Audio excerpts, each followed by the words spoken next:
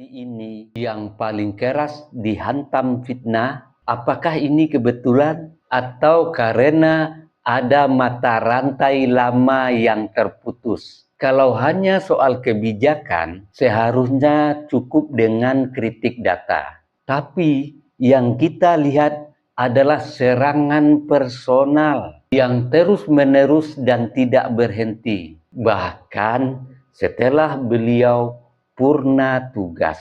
Coba renungkan. Kalau serangan itu murni karena jabatan, mengapa setelah tidak menjabat pun tetap diserang?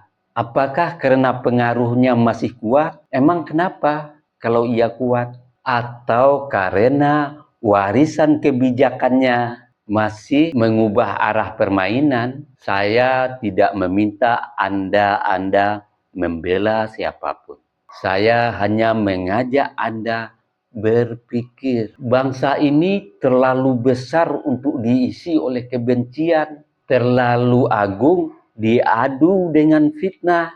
Berkali-kali saya katakan, kita boleh berbeda pilihan, tapi kita jangan sampai kehilangan akal sehat. Karena ketika rakyat mudah dipecah oleh isu yang tersenyum.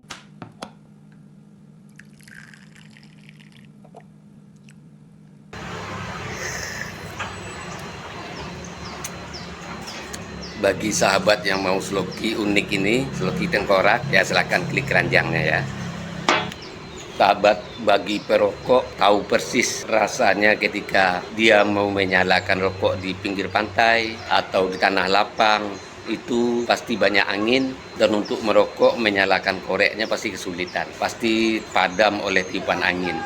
Tapi semuanya tidak akan terjadi lagi jika korek kita ini kapasitas gasnya besar. Jika sahabat ingin korek seperti ini, cek di keranjang produk.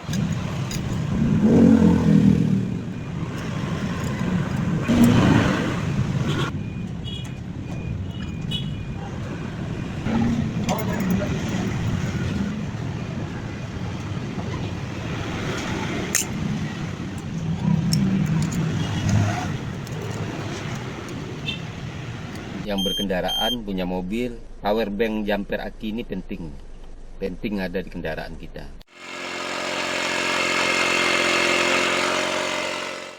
Nah sahabat, ini juga penting di mobil ini buat handsfree kita. Jadi ketika kita menyetir ada telepon masuk, kita nggak perlu pegang handphone, ya langsung jawab di sini.